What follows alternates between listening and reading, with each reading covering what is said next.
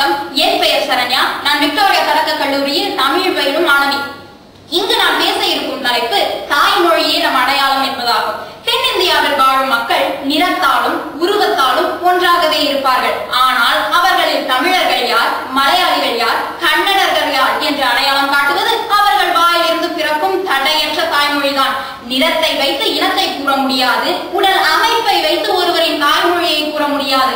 அப்படி இருக்க தாய்மொழியே நமது அடையாளம் என்பதை உணராத நம் தமிழர்களில் சிலர் ஏதோ ஷேக்ஸ்பியரின் செல்ல பிள்ளைகளை போல இங்கிலீஷ் என்று சிவருகின்றனர்.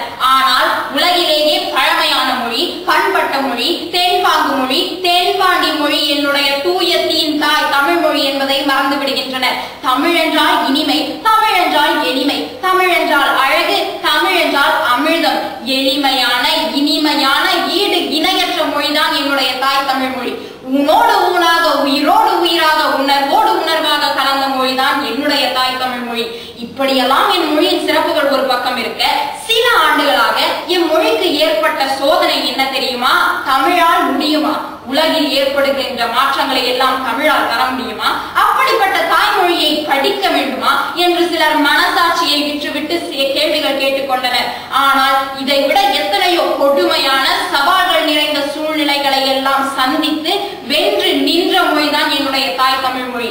என்னுடைய தமிழ் மொழியில் உயிர் எழுத்துக்கள் என்றும் மெய் எழுத்துக்கள் என்றும் இவை இணைந்தால் உயிர்மெய் எழுத்துக்கள் என்றும் ஒரு சிறப்பம்சம் உண்டு. வேற்று மொழிகளுக்கெல்லாம் நூல் இலக்கணம் 100 ஆண்டுகளுக்கு முன்னர் தான் இயற்றப்பட்டன. ஆனால் என் தமிழ் மொழியின் நூல் இலக்கணங்களான அகத்தியமும் தொல்காப்பியமும் 3000 ஆண்டுகளுக்கு முன்னரே இயற்றப்பட்டன. சரி, என்னுடைய தாய்மொழியான தமிழ் மொழி என்றால் என்ன? தமிழ் என்பது ஒன்றுதான், அது வெளிப்படும் முறைகள் தான் 3ஆக இருக்கிறது. ஏட்டிலே இலக்கியமாக இருக்கும் போது இயற்றமிழ் எனவும், ஓசையோடு இணைந்து ஒழிக்கும் போது இசை தமிழ் எனவும், மேடையில் நாடக நாயக நாவில் உணர்ச்சியோடு உச்சரிக்கப்படும் போது நாடக தமிழ் என்றும் தமிழ் 3ஆக பிரிகின்றது. இலக்கியமா அல்லது இலக்கணமா? மொழி பற்றா அல்லது தேசப்பற்றா அல்லது இறைபக்தியா? என்னுடைய மொழியில் இல்லாத இலக்கியங்களே கிடையாது. என் மொழியின் பெருமையை அறிந்து இந்த மொழியை பயில இறைவனே பூமிக்கு வந்ததாக வரலாறு உண்டு. இது வேற்று மொழிகளுக்கு கூட இருக்கலாம். இருந்தாலும் என்னை பற்றி வாழ்த்து பாடு என்று அவ்வை பாட்டியை அணுகி பெற்ற மொழிதான் என்னுடைய தாய் தமிழ் மொழி. அகத்தியனால் திருமுருகாற்றுப்படை பாட வேண்டும் என்று முருகப்பெருமான் நடத்திய திருவிளையாடலாம் என் தாய்மொழியின் சிறப்பம்சங்கள். இந்த தாய்மொழியை போற்றினால்தான் நானே வெளி உலகிற்கு தெரிவேன். இதுதான் நான் தமிழச்சி என்பதற்கே அடையாளம். சுந்தரமூர்த்தி தன்னை தமிழில் பாடுகிறான் என்பதற்காக பாதம் தேய பறவை மனை தூது சென்றவன் இறைவன். இறைவனையே கட்டி போட்ட மொழி என்னுடைய தாய் தமிழ் மொழி. உலகில் மொழிகள் பல இருக்கலாம், அவற்றிற்கு இலக்கியங்களும் பல இருக்கலாம். வேற்று மொழிக்கும் என் மொழிக்கும் உள்ள வேறுபாடு என்ன?